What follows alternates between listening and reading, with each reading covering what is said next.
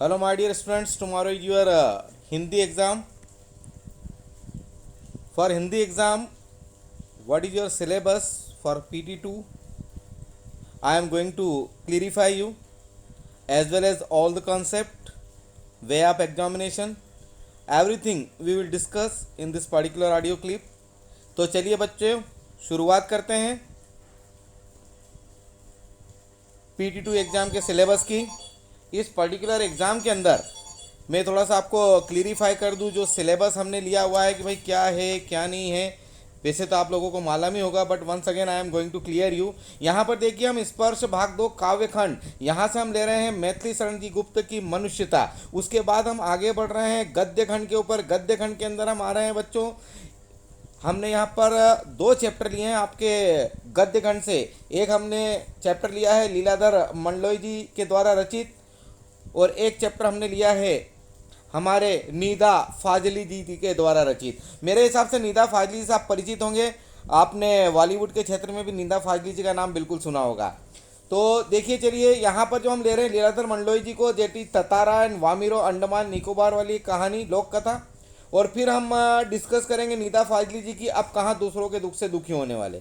इसके बाद हम संचयन पे आएंगे, यहाँ पर हम गुरुदयाल सिंह के सपनों कैसे दिन की बात करेंगे, और उसके बाद हम चलेंगे हमारे व्याकरण प्रभाग में जहाँ हमारा परिचय होगा समाज से। तो आप तैयार हैं? चलिए मेरी जर्नी स्टार्ट हो रही है। आप लोगों को मैं आज सभी दूर लेके चलूँगा। सबसे पहले हम विजिट करेंगे काव्य खंड की, फिर हम विजिट करेंगे गद्य खंड की, फिर हम विजिट करेंगे संचयन प्रभाग की, और बच्चों फिर हम विजिट करेंगे हमारे व्याकरण प्रभाग की।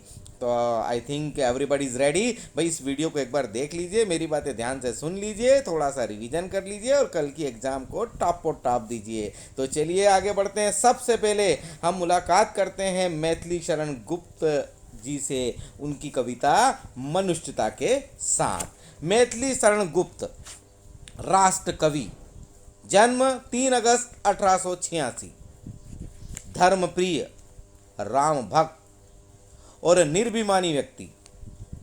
खड़ी बोली में कविता रचना करने वाले, गांधी जी के प्रभाव में आकर देशभक्ति की कविताएं लिखने वाले।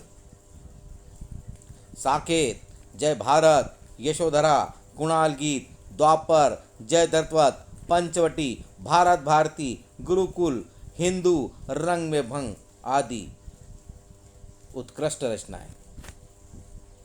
प्लासी का युद्ध, मेघनाद वध, उत्कृष्ट रचनाएं। कविताओं में आपकी भारत के अतीत का गौरवगान। नवयुगों में आपने हमेशा प्रयास किया उत्साह, साहस, गौरव और स्वाभिमान का। आपने इतिहास द्वारा भुलाए गए नारी पात्रों को भी ऊंचा उठाने का भरसक प्रयास किया है। यशोधरा जी की बात हो, केकई की बात हो, उर्मिला की बात हो, देखिए ये उपेक्षित महान नारियों की महानता को किसी ने दर्शाया है तो वो है हमारे महान राष्ट्र कवि मैथिली शरण जी गुप्त। केकई जो युग युग से सौतेली मां के रूप में कुख्यात थी, उसे वात्सल्यमय मां और नारी के रूप में किसी ने प्रस्तुत किया है बच्चों, तो वह है हमारे मैथिली शरण गुप्त। खड़ी बोली में श्रेष्ठ कविताएं, सीधे सच्चे भावों की सीधी सादी भाषा, कहीं इनकी भाषा में कोई कठिनता नहीं, कोई उलझाव नहीं, कोई आडंबर नहीं, अत्यंत सरल और स्पष्ट। ऐसी एक कविता है मनुष्यता। देखिए क्या है मनुष्यता के अंदर, इसमें देशहित, परोपकार और उदारता को अपनाने की प्रेरणा दी है। क्या बताया है हमारे कविवर ने? आपने बताया है कि मनुष्य जीवन जो है वो नश्वर है। हमें मनुष्य को यानी हम सभी को मृत्यु से नहीं डरना चाहिए, उसे गौरवपूर्ण जीवन जीना चाहिए और गौरवशाली मृत्यु को ही अपनाना चाहिए। अरे स्वयं के लिए जीना तो पशु प्रवृत्ति है और मनुष्य के लिए जीना मरना मनुष्यता है। संसार में सदा उसी की यशोगाथा गाई जाती है बच्चों जो सारे संसार में अपनापन देखता है, सारे संसार को अपना मानता है। यानी क्या बोल रहे हैं हमारे कविवर यहाँ पर? यही बोल रहे हैं कि भाई जो भी आपकी जब मृत्यु होना चाहिए ना, या आपका जीवन होना चाहिए, अरे वो जीवन हो या मृत्यु हो, भाई दोनों ही गौरवशाली रहना चाहिए, गर्व के अनुभूति वाला होना चाहिए, दूसरे लोगों को आप पे गर्व होना चाहिए, और आपके जाने के बाद भी आपको सदैव ये संसार याद रखे। कुछ इस तरह के प्रयास बच्चों आपके होना चाहिए। यही तो बताया गया इस कविता में। अरे स्वयं का जीना, स्वयं का खाना, स्वयं का सोना, अरे ये तो पशु प्रवृत्ति है भाई, हम तो इंसान हैं। अरे इंसानों की प्रवृत्ति कुछ और होती है, पशुओं की प्रवृत्ति कुछ और होती है। तो पशु प्रवृत्ति हम में नहीं होना चाहिए। अरे मनुष्य के अंदर मनुष्यता, इंसानियत, ह्यूमैनिटी का होना बहुत ज़्यादा जरूरी है। मनुष्य तो वो है जो दूसरे मनुष्यों के लिए जीता है और दूसरे मनुष्यों के लिए ही मरता है। कई उदाहरण दिए हैं हमारे कवि ने इस कविता के अंदर। हम रत्नीदेव की बात करें, रतिदेव की, दधीची की, उशीनर की, कर्ण की, ये महान आत्माएं संसार के हित में इन्होंने बढ़ चढ़कर त्याग किया। अतः मनुष्य को चाहिए कि वो इनसे प्रेरणा पाकर इस नश्वर शरीर का मोह बिल्कुल भी ना करे। वो मन के अंदर सहानुभूति रखे, दया रखे, उदारता रखे, परोपकार रखे और इसको स्थायी रूप से अपने हृदय में बना के रखे। कवि मनुष्य को प्रेरणा देते हुए क्या कहते हैं कि कभी धन और सुरक्षा का गुमान नहीं करना चाहिए कि भाई मेरे पास तो इतना धन है तो मेरा कोई कुछ नहीं बिगाड़ सकता, अरे मेरे पास तो ब्लैक कमांडो है, मेरे पास तो जेट सुरक्षा है, ऐसा है वैसा है। अरे भाई नहीं नहीं, ऐसा गुमान, ऐसा घमंड कभी भी नहीं करना चाहिए। हमें कभी ये नहीं समझना चाहिए कि हमारे पास बहुत संपत्ति, बहुत पावर है तो हम हमारे वरदस्त हैं, हमारे को कोई कुछ नहीं बिगाड़ सकता। ऐसा कुछ भी नहीं है। इस संसार में कोई भी अनाथ नहीं है, कोई भी अनाथ नहीं है, सब पर परमात्मा का हाथ है। अरे भाग्यहीन नर तो वो है जो अधीर होके हाय हाय करता है। तो प्यारे बच्चों, कवि यही बोलना चाह रहे हैं कि एक दूसरे की सहायता करो और उसके बाद प्रोग्रेस करो, खुद भी आगे बढ़ो और दूसरों को भी आगे बढ़ाओ। जब तुम इस तरह से कार्य करोगे ना तो अनंत आकाश में असंख्य देव तुम्हारी सहायता करने को तैयार रहेंगे। परंतु सब मनुष्यों को क्या चाहिए कि वे परस्पर सहायता भाव के साथ आगे बढ़े। वे सभी मनुष्यों को अपना बंधु माने। एक परमात्मा ही सबका पिता है। चाहे लोगों के कर्म विविध हों किंतु उनके अंतरात्मा से सभी मनुष्य एक ही है। इसलिए हर मनुष्य को दूसरे मनुष्य के दुख, दर्द, व्यथा को हटाने का प्रयास करना चाहिए। मनुष्य को चाहिए कि वो आपस में मेल जोल बढ़ाते हुए, राह के रोड़ों को हटाते हुए, भिन्नता की जगह एकता को बढ़ाते हुए अरे औरों का भी उद्धार करें और अपना भी उद्धार करें। यही तो भाव है इस मनुष्यता कविता के अंदर। यही सब कुछ यहाँ पर बताया गया है।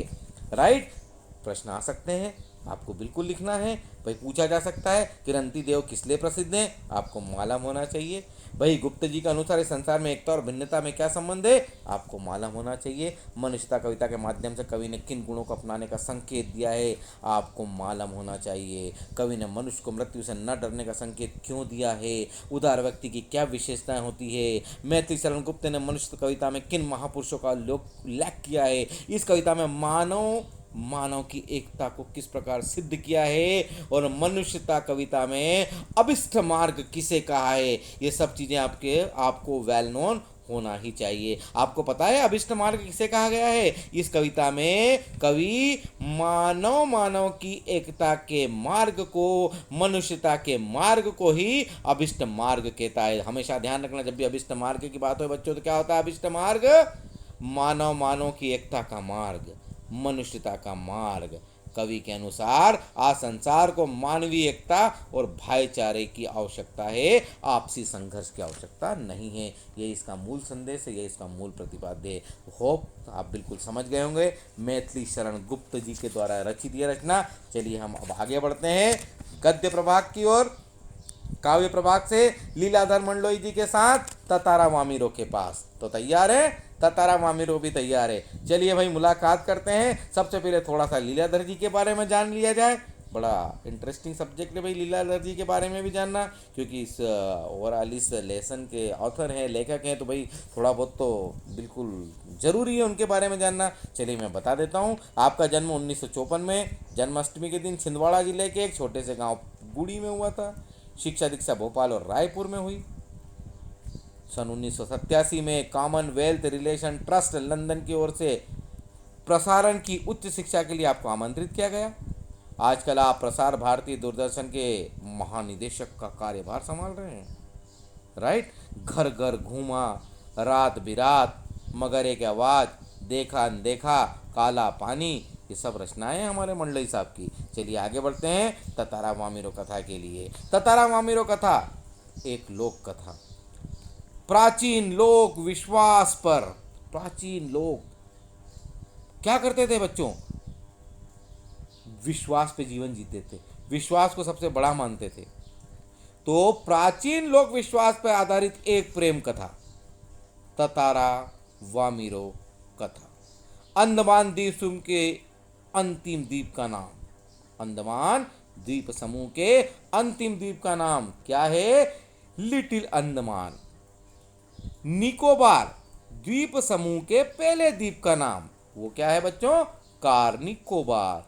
कहते हैं कि ये दोनों कभी एक ही थे, Little Andaman as well as Car Nicobar, लेकिन अब अलग अलग हैं। तो भाई अलग अलग क्यों हुए हैं, इसके बारे में भी ये लोक कथा प्रचलित है ततारा वामिरो की। चलिए पढ़ते हैं, सबसे पहले हम जानते हैं। चलिए आप रेडी हैं? चलिए मैं आपका इंट्रोडक्शन कराता हूँ ततारा जी से। Tatara ji is the hero of this particular story, right? वो इस स्टोरी के हीरो हैं और बहुत ही आइडल पर्सन हैं।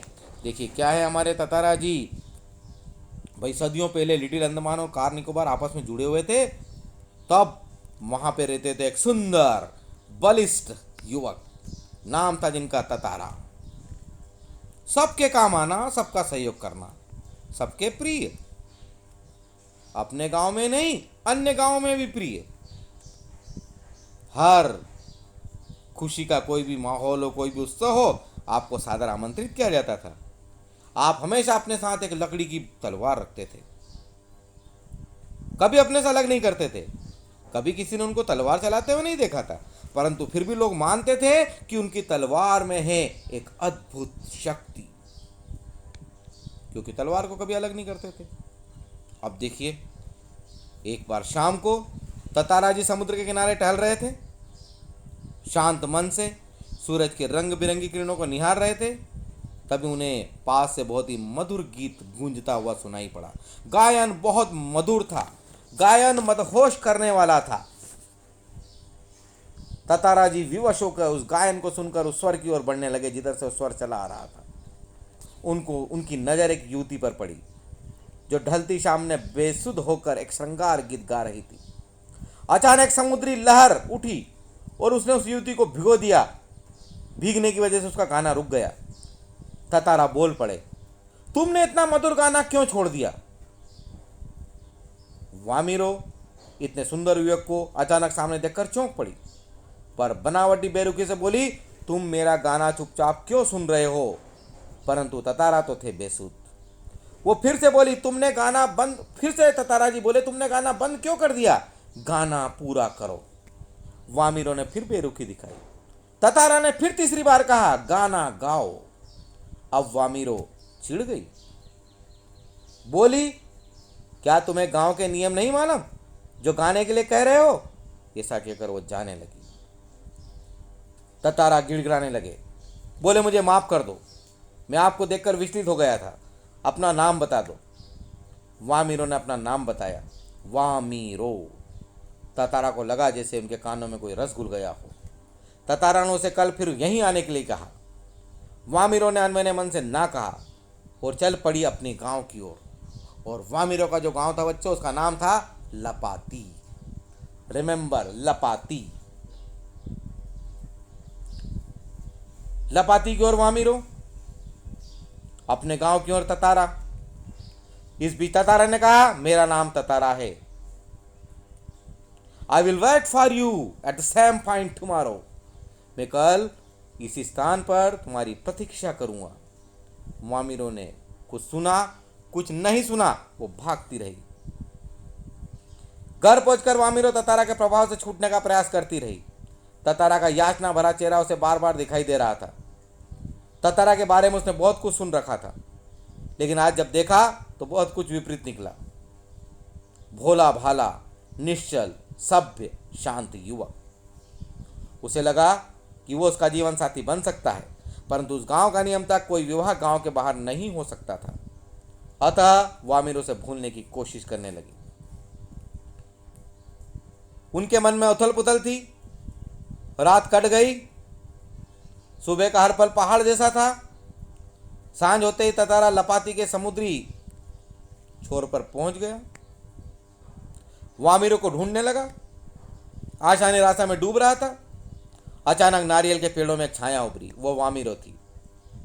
बचते बचाते, छिपते छिपाते वहां आई थी। दोनों एक दूसरे को देख रहे थे। दोनों की एक दूसरे से बिल्कुल बातचीत नहीं हो रही थी।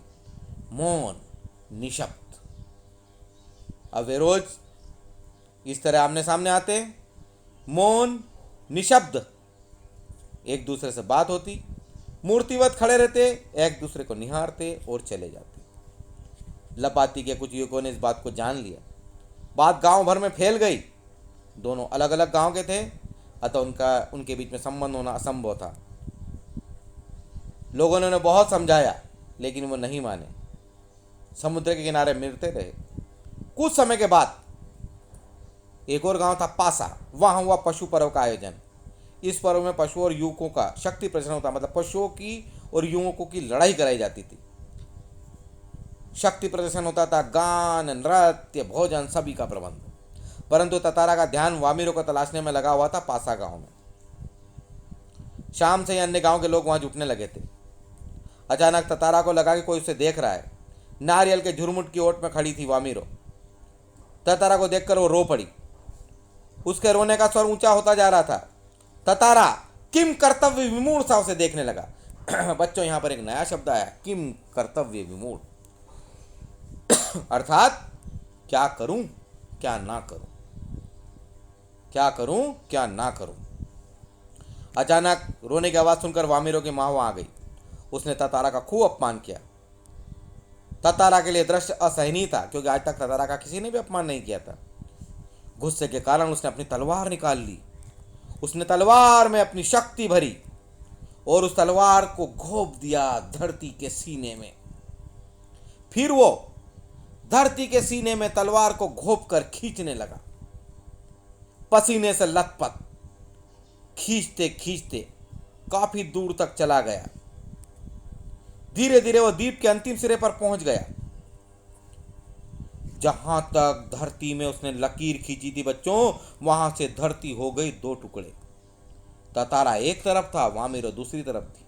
वामिरो से दृश्य बिल्कुल देखा ना गया। उसने करुणा भरी आवाज में पुकारा, ततारा ततारा ततारा। परंतु ततारा वाला जो हिस्सा था जमीन का, वो समुद्र में धंसने लगा। ततारा को जब होश आया तो उसने छलांग लगाकर दूसरा सिरा थामने चाहा, लेकिन नहीं पकड़ सका। पकड़ ढीली हो गई। समुद्र की तरफ फिसलने लगा, समुद्र में डूबने लगा। उसके मुंह से सिर्फ एक ही शब्द निकल रहा था, वामिरो वामिरो वामिरो। वामिरो के मुंह से एक ही शब्द निकल रहा था, ततारा ततारा ततारा। धीरे धीरे लूलहान ततोरा ततारा डूब गया, समुद्र में समा गया।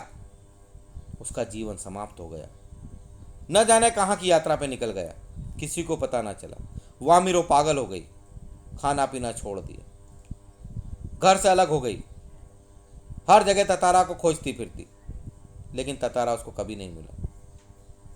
एक दिन वामिरो का भी अंत हो गया। आज ततारा वामिरो दोनों नहीं है, लेकिन उनकी यह कथा घर घर में प्रचलित है। निकोबारियों का मानना है कि लिटिल अंडमान ही वही भूखंड है जो ततारा की तलवार से कटकर अलग हुआ है। यह उसके त्याग का परिणाम, आज ततारा का यह त्याग का परिणाम है कि अब उस गांव में दूसरे गांव से भी वैवाहिक संबंध होने लगे हैं। तो भाई बच्चों, मैंने इसको लेसन को बहुत अच्छे से एक्सप्लेन किया, आपको बिल्कुल समझ में आ गया होगा। क्वेश्चन आपको मालूम होना चाहिए कि ततारा वामिरो कहाँ की कथा है, वामिरो गाना क्यों भूली, ततारा ने वामिरो से क्या याचना की, ततारा वामिरो के गांव की क्या रीति थी, क्रोध में ततारा ने क्या किया, ये सब कॉन्सेप्ट आपके बिल्कुल क्लियर होना ही चाहिए। ततारा का चरित्र आपको मालूम होना चाहिए, राइट। प्रेम रूढ़ियों और बंधनों में नहीं चल सकता है, इसका मीनिंग क्या होता है ये आपको क्लियर होना चाहिए। ततारा वामिरो कथा का जो संदेश है वो आपको मालूम होना चाहिए। पशु पर्व के बारे में आपकी जानकारी होना चाहिए। वामिरो के व्यक्तित्व के बारे में आपको जानकारी होना चाहिए। ततारा की पोशाक कैसी थी इसके बारे में आपको जानकारी होना चाहिए। उसकी तलवार के बारे में आपको जानकारी होना चाहिए। लोगों का उसकी तलवार के बारे में क्या मानना था ये आपको मालूम होना चाहिए। वामिरो कौन सा गीत गा रही थी, ये आपको वो गीत गाते गाते क्यों भूली ये आपको मालूम होना चाहिए। ततारा किस प्रकार सम्मोहित हो गया, युवती ने ततारा को बेरूफी के साथ क्या जवाब दिया। वामिरो अन्य गांव के युवकों से वामिरो अन्य गांव के युवकों को उत्तर देना क्यों उचित नहीं मानती थी। जो वामिरो है वो ततारा के कौन से गुणों पर मुग्ध हुई। गांव तथा परिवार वाले ततारा और वामिरों के रिश्ते के विरुद्ध क्यों थे? मना करने के बाद भी वामिरो ततारा से मिलने क्यों गई? वामिरो और ततारा परस्पर मिलने पर निशब्द क्यों रह गए? पशु पर्व में ततारा का मन कार्यक्रम में क्यों नहीं लगा? ततारा को किसने अपमानित किया? ततारा ने अपमान क्यों अनुभव किया? ततारा ने अपनी विलक्षण तलवार धरती में क्यों पाट दी? ततारा की तलवार की विलक्षणता के बारे में आप क्या जानते हैं? तलवार की अद्भुत शक्ति के बारे में आप क्या जानते हैं? ततारा और वामिरों की मृत्यु कैसी हुई? कार निकोबार के टुकड़े होने पर क्या सुखद परिवर्तन आया? तो भाई यही सब है, इसके अलावा इस लेसन में कुछ नहीं है। अगर ये आपको क्लियर है तो डेफिनेटली आप कोई सा भी प्रश्न आए बहुत बेहतर तरीके से बच्चों जवाब दे सकते हो। चलिए हम आगे बढ़ते हैं। अब कहाँ दूसरों के दुख से दुखी होने वाले नीदा फाजली। उर्दू के महत्वपूर्ण कवि, जन्म 12 अक्टूबर 1938 दिल्ली, बचपन बीता ग्वालियर में, युवावस्था में शायर के रूप में विख्यात, लफ्जों का पुल कविता, खोया हुआ सा कुछ शायरी, दीवारों के बीच दीवारों के पार आपकी आत्मकथा, तमाशा मेरे आगे आपका संस्मरण। मूल रूप से शायर, हिंदी कविताएं भी आपने लिखी, बोलचाल की हिंदी भाषा में, पाठकों के दिल को छूने वाली। नीदा फाजली का गद्य भी बहुत सरल, सरस, सुगम। शेर व शायरी भी गद्य में भरपूर, मधुर गद्य। वे अपने किसी शेर की एक पंक्ति को उठाकर उसका भाव विस्तार कर देते थे। अब कहाँ दूसरों के दुख से दुखी होने वाले। जो ये रचना हम यहाँ पर पढ़ेंगे वो है एक उनके संस्मरण से संबंधित निबंध रचना, नीदा फाजली। अब कहाँ दूसरों के दुख से दुखी होने वाले।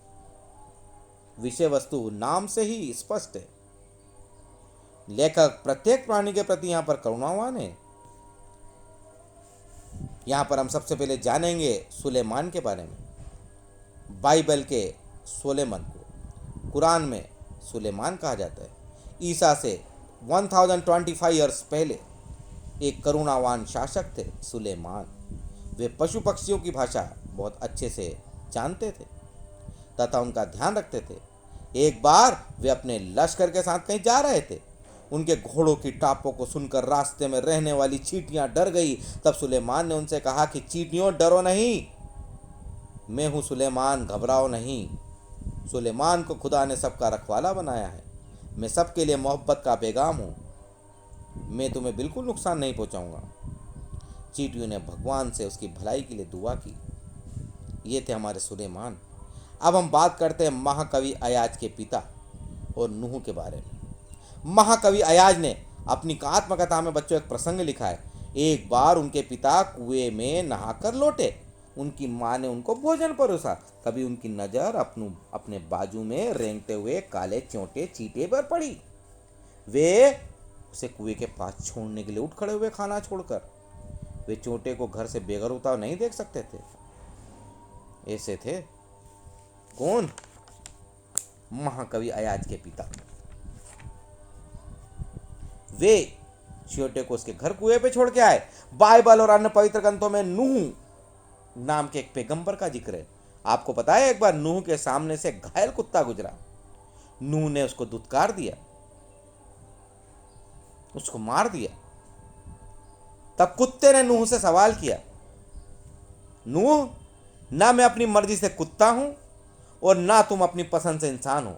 सबको बनाने वाला तो वो एक परमपिता परमेश्वर है। तुमने जो मेरे साथ किया है नूह, वो बिल्कुल गलत किया है। यह बात सुनकर नूह जीवन भर पछताते रहे, रोते रहे। कुत्ते की बात और कुत्ते का इस तरह से, उनके द्वारा कुत्ते को इस तरह से डांटना, वो अपने जीवन में कभी भी भुला नहीं पाए। देखो बच्चों, ये जो धरती है ना, ये हम सब की है। इसमें पक्षी, मानव, पशु, नदी, पर्वत, समुद्र, सबका बराबर का हिस्सा। आज मानव ने अपनी बुद्धि से बड़ी बड़ी दीवारें खड़ी करना शुरू कर दिया है। पहले सब लोग साझा किए हुए आंगन में रहते थे, अब लोग छोटे छोटे डब्बे जैसे घरों में रहते हैं। बढ़ती आबादी ने समुद्र को भी पीछे सरकाना शुरू कर दिया है। पेड़ कटने लगे हैं, प्रदूषण ने पंछियों को भगाना शुरू कर दिया है। गर्मी, बरसात, बाढ़, आंधी, तूफान, नए नए रोग प्रकृति का संतुलन का ही परिणाम है। प्रकृति की सहनशीलता की भी बच्चों एक सीमा होती है। प्रकृति के गुस्से का एक नमूना कुछ साल पहले मुंबई में मिला, समुद्री तूफान में। कई सालों से बड़े बड़े बिल्डर समुद्र को धकेल कर उसकी जमीन हथिया रहे हैं। पहले समुद्र ने टांगे समेटी, भाई ठीक है बना लो, फिर उकड़ू बैठा, हाँ भाई बना लो, अंत में खड़ा हो गया, हाँ भाई बना लो। लेकिन इस मनुष्य का जो मन है उसके बाद भी नहीं भरा। अब तो भाई समुद्र के खड़े होने की जगह ना बची, आ गया उसको गुस्सा। एक रात उसने अपनी लहरों पर दौड़ते 3 जहाजों को गेंद की तरह उठाकर अलग अलग दिशाओं में फेंक दिया। एक गिरा वर्ली के समुद्र के किनारे, दूसरा कार्टर रोड के सामने, तीसरा गेटवे ऑफ इंडिया पे। उसमें जितने भी लोग सवार थे कोई भी चलने फिरने के लिए काबिल नहीं रहा, कुछ लोगों की मृत्यु भी हुई। अब हम बात करते हैं हमारे लेखक की मम्मी के बारे में, उनकी माँ के बारे में, उनके मदर के बारे में। लेखक की माँ हमेशा लेखक को कहा करती थी, सूरज ढलने के बाद पेड़ से पत्ते न तोड़ा करो, दिया बत्ती के समय फूल को ना तोड़ा करो, नदी को दरिया को सलाम किया करो, कबूतरों को मत सताया करो। वे हजरत मोहब्बत को, जो हजरत मोहम्मद साहब हैं, उनको ये अजीज हैं, प्रिय हैं। उन्होंने कबूतरों को उनकी मजार के गुंबद के नीचे घोंसला बनाने की इजाजत दे रखी है। मुर्गा सबको जगाता है, अतः उसको भी परेशान मत किया करो।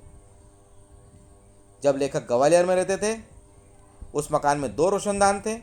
उसमें एक कबूतर के जोड़े ने अपने अंडे दिए। एक बार एक बिल्ली ने कबूतर के 2 अंडों में से एक अंडा फोड़ दिया। लेखक की माँ ने दूसरे अंडे को बचाने की कोशिश करी और उसकी जगह बदलने के प्रयास में अंडा उनके हाथ से छूटकर टूट गया। कबूतर परेशानी में फड़फड़ाने लगे। उनकी आंखों के दुख को देखकर लेखक की माँ रो पड़ी। उन्होंने पूरे दिन का रोजा रखा। उन्होंने रोते रोते खुदा से अपने गुनाहों की माफ़ी मांगी। देखो ऐसा था समय।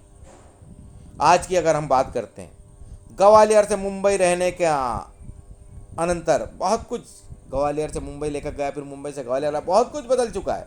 लेखक का घर वर्सोवा में है। कभी वहाँ दूर तक जंगल थे, पेड़ थे, पक्षी थे, जानवर थे, परंतु अब वहाँ समुद्र के किनारे लंबी चौड़ी बस्तियाँ बन गई है। कितने ही परिंदों के घर छिन गए हैं। कुछ शहर छोड़कर चले गए हैं, कुछ ने यहाँ वहाँ डेरा डाल दिया है। 2 कबूतरों ने लेखक के फ्लैट के एक मचान में अपना घोंसला बना लिया है।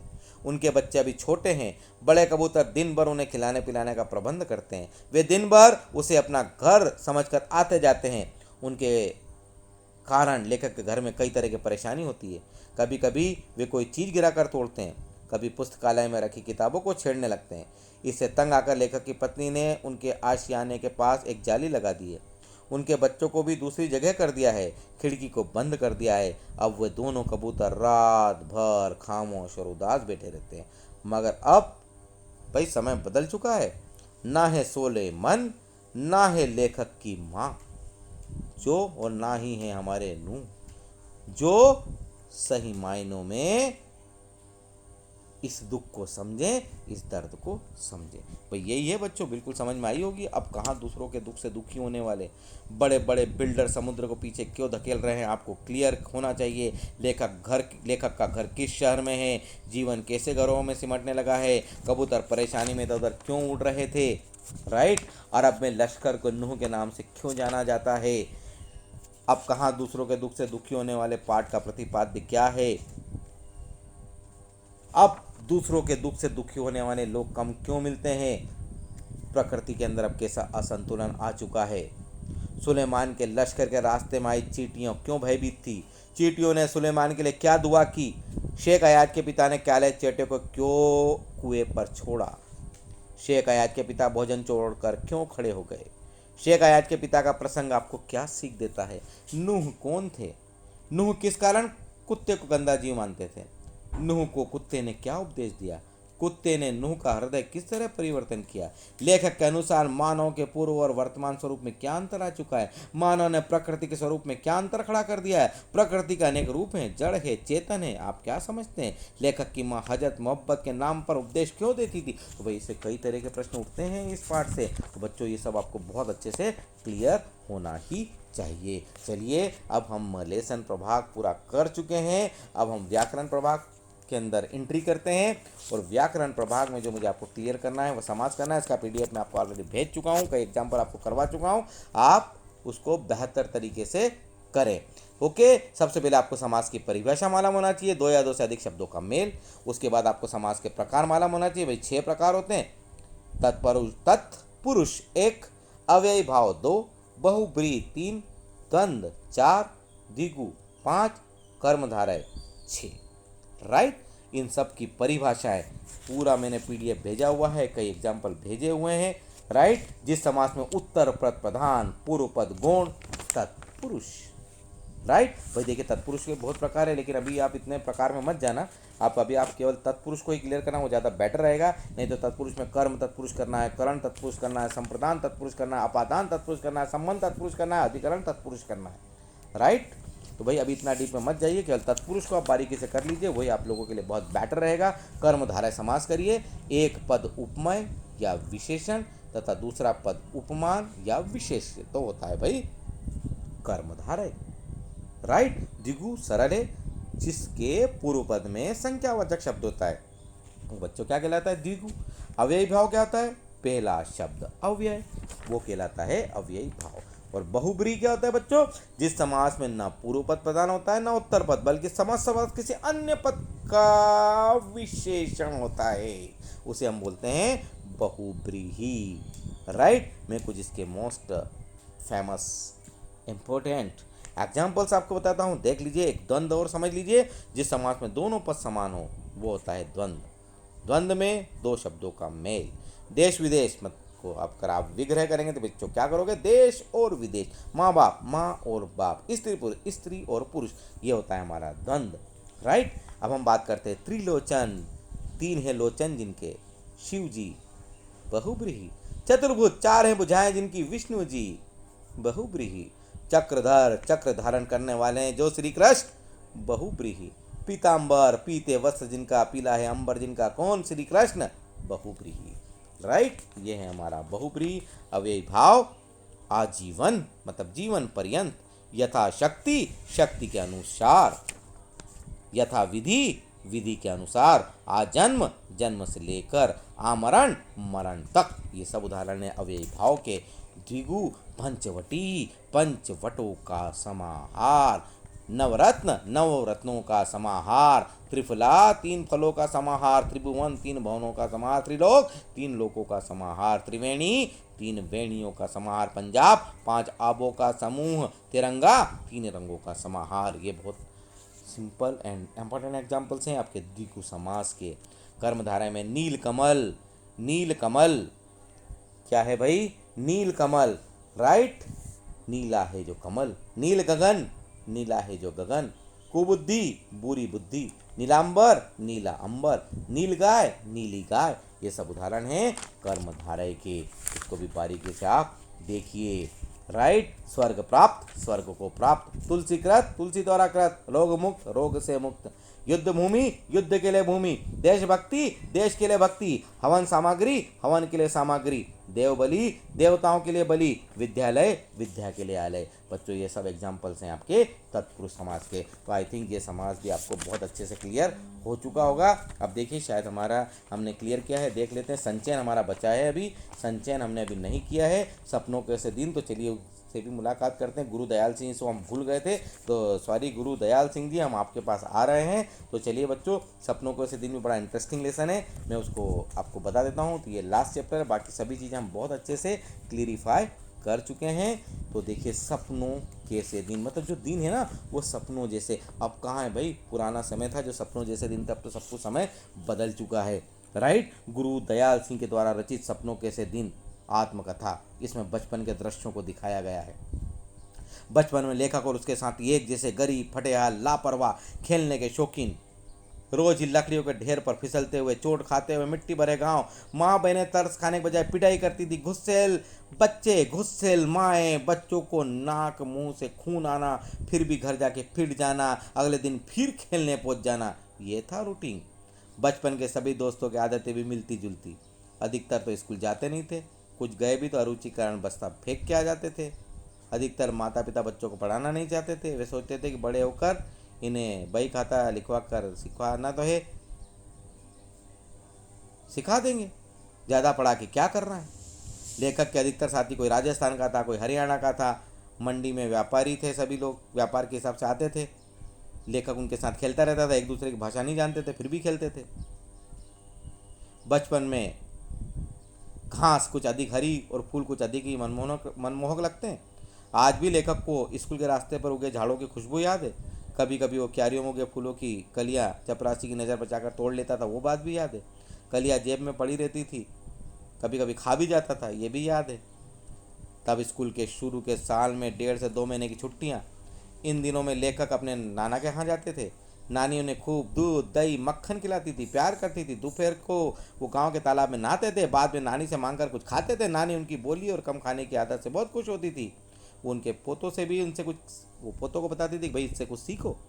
जिस साल लेखक ननिहाल न जा पाते, उस साल वो गाँव के तालाब पर जाते, पानी में कूदते, खूब नहाते, रेत के टीले पर चढ़ते, रेत में लेटते, फिर पानी में कूदते, फिर रेत पे आते, फिर रेत पे लेटते, फिर पानी में कूदते, रेत से लथपथ होकर तालाब में छलांग, तालाब की छलांग से रेत में लौटना कई कई बार होता। कई साथी तो तैरने की मुद्रा में हाथ पांव भी रेत पे हिलाते।